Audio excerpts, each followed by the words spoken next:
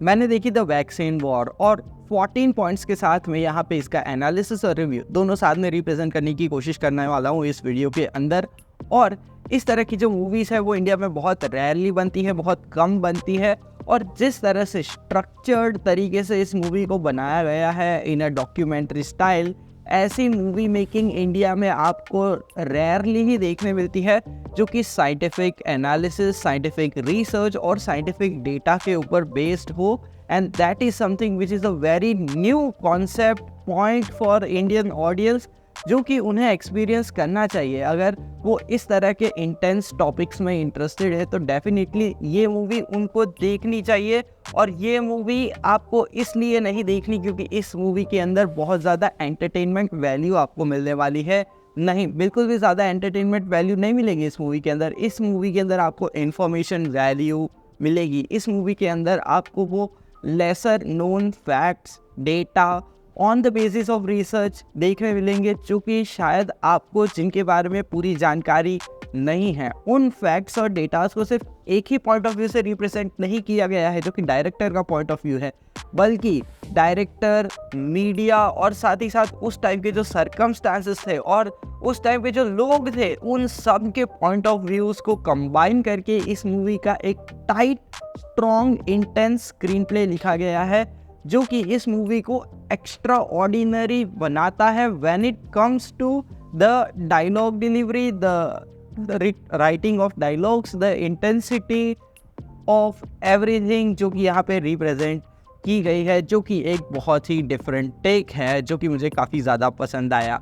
सबसे पहली चीज़ मैं कहना चाहूँगा कि ये मूवी आपके सारे क्वेश्चंस का आंसर देती है। जो भी मन में आपके डाउट्स थे वैक्सीन को लेकर, इंडियन वैक्सीन के बारे में जो डाउट थे, फॉरेन वैक्सीन के बारे में जो डाउट थे, इन सारे क्वेश्चंस का एक लॉजिकल जवाब आपको मिल जाएगा अगर आप इस मूवी को देखते हो, उस पॉइंट ऑफ व्यू से देखते हो, जो कि काफ़ी ज़्यादा डिटेल में जवाब देने का पावर है इस मूवी के अंदर। दूसरी चीज़ का मैं बात करूँगा तो यहाँ पे साइंटिफिक प्रोसेस को बहुत ज़्यादा डीपली आपको शो किया गया है। इस लेवल पे शायद कोई भी मूवी नहीं बताती कि क्या होता है एकदम exactly in the scientific process. यहाँ पे आपको इस तरह से बताने की कोशिश की गई है सिंप्लीफाई करके कि आप समझ सको कि वायरोलॉजी क्या एक फील्ड है, किस तरह से प्रोसेस होता है, उसके अंदर काम होता है। बहुत ज़्यादा डिटेल्स को एक्सप्लोर किया गया है, रिसर्च बेस्ड डिटेल्स आपको जानने मिलेंगी जो कि एक बहुत बड़ा पॉजिटिव फैक्टर है। और इस तरह की चीज़ें इंडियन मूवीज़ में कम ही दिखाई देती है, जिसकी वजह से मैं यहाँ पे एक बड़ा पॉजिटिव पॉइंट इसको देना चाहूँगा। अगले अगर हम पॉइंट की बात करें तो वो है डिफरेंट डायमेंशंस ऑफ कैरेक्टर्स। आपको यहाँ पे नाना पाटेकर हर एक डायमेंशन से देखने मिलेंगे, फ्रॉम द इमोशनल डायमेंशन जिसमें स्पेशली उनकी एग्रेसिव ट्रेट्स को हाईलाइट किया गया है, प्लस उनका एक ऐसा डायमेंशन भी दिखाया गया है जहाँ पे वो बहुत ज़्यादा सॉफ्ट स्पोकन है लेकिन फिर भी अंदर से बहुत ज़्यादा डिटर्मिन्ड है। कैरेक्टर लेयर्स को एक्सप्लोर किया गया है। साथ ही साथ दो ऐसे कैरेक्टर्स जो आउटशाइन करते हैं इसके अंदर, वो है नाना पाटेकर और पल्लवी जोशी। पल्लवी जोशी की एक्टिंग बहुत ज़्यादा हमें यहाँ पे डिटेल दिखाई देती है, कई सारी इमोशंस को रिप्रेजेंट करती है। और एक वुमन, एक इंडियन वुमन जो कि एक साइंटिस्ट है, उसके ऊपर कोविड के टाइम में कितना ज़्यादा प्रेशर है मेंटल साइकोलॉजिकल लेवल पर, इस चीज़ को जिस तरह से बारीकी के साथ पल्लवी जोशी रिप्रेजेंट करती है, that is something which really can be said as a very good performance. Plus Raima Sen का जो परफॉर्मेंस है वो भी यहाँ पे हमें बहुत ज़्यादा कन्विंसिंग लगता है, जिस तरह से वो जर्नलिस्ट बनती हैं और जो स्ट्रॉन्ग स्क्रीन प्रेजेंस है उनका, वो चीज़ इंटेंसिटी क्रिएट करने में बहुत ज़्यादा डीप लेवल पे कामयाब होता हुआ हमें दिखाई देता है इस मूवी के अंदर। इसके बात करें तो बीजीएम की, तो इसके अंदर जो बीजीएम है वो काफ़ी ज़्यादा डिफरेंट टेक लिया गया है उसके रिगार्डिंग। यहाँ पे मंत्रों का इस्तेमाल किया गया है, ऋग्वेद के मंत्रों का इस्तेमाल किया गया है और उनके बारे में कई सारी चीज़ें यहाँ पे आपको सुनाई देंगी। और आप समझो या ना समझो, पर ये एक अलग टाइप का एक इफ़ेक्ट क्रिएट करने में कामयाब होते हैं थ्रू बीजीएम। और कुछ इंटेंस मोमेंट्स में बीजीएम अच्छा फील जनरेट कर पाता है among the audience. That is something which I really fail. हालांकि पहला शो था, मॉर्निंग में मैं गया था, तो इतने ज़्यादा कोई लोग यहाँ पे मूवी देखने नहीं पहुँचे थे।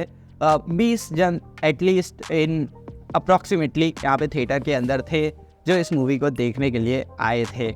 नेक्स्ट चीज़ है यहाँ पे glorification of our woman scientist, and that is something which is a really great thing, क्योंकि आज तक हमें रियल में नहीं पता था कि कौन सी ऐसी साइंटिस्ट थे जिन्होंने यहाँ पे हमारे लिए वैक्सीन बनाई थी। और वो बताया है विवेक अग्निहोत्री जी ने कौन से वो साइंटिस्ट थे, ज़्यादातर उसमें वुमन साइंटिस्ट थे जिन्होंने सच में हमारे लिए वैक्सीन बनाई थी, and they saved lives of millions of people in India, and that is something जिसकी वजह से इस चीज़ का ग्लोरिफिकेशन होना चाहिए, और इस चीज़ को मैं पूरी तरीके से सपोर्ट करता हूँ, इस ग्लोरिफिकेशन को।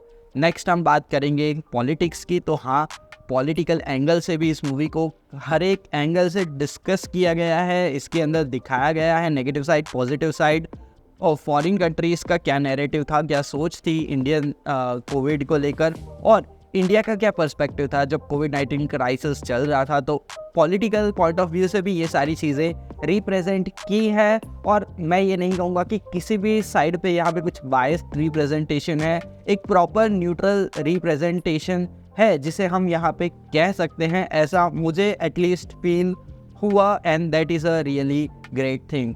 अगले पॉइंट की बात करें तो जो लेसर नोन इन्फॉर्मेशन है, लेसर नोन फैक्ट्स है, डेटा है, वो सारी चीज़ें यहाँ पे रिप्रेजेंट करता है ये मूवी, और वो एक प्रॉपर स्ट्रक्चर्ड तरीके से रिप्रेजेंट करता है।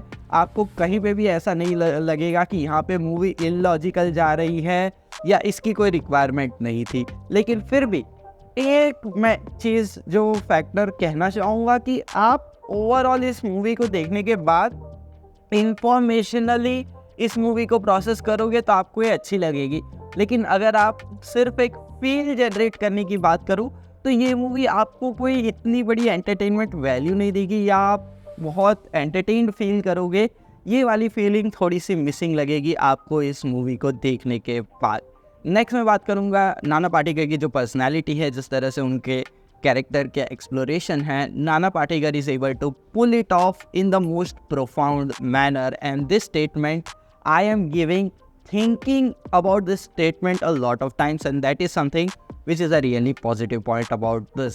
Next, एक चीज़ की बात करेंगे तो यहाँ पे टेक्निकलिटीज़ काफ़ी ज़्यादा स्ट्रॉन्ग है इस मूवी के, और मैं ये कहूँगा कि जिस तरह से कैमरा मूवमेंट्स का यूटिलाइजेशन किया गया है, लो एंगल से वाइड शॉट्स लिए गए हैं जिसकी वजह से कैरेक्टर्स ड्रामेटिक लगते हैं, लार्जर देन लाइफ लगते हैं, और कैरेक्टर्स को जिस तरह से शूट किया गया है कम एरिया या एक बंद जगहों पर, जिस तरह की एटमॉस्फेयर होता है जिसके अंदर ये कैरेक्टर्स काम कर रहे हैं, साइंटिफिक रिसर्च कर रहे हैं, वो सारी चीज़ें बहुत ज़्यादा सही तरीके से दिखाई गई है। कोविड के शॉट्स भी लिए गए हैं कि लॉकडाउन में कैसे हालत थी, वो भी दिखाया गया है।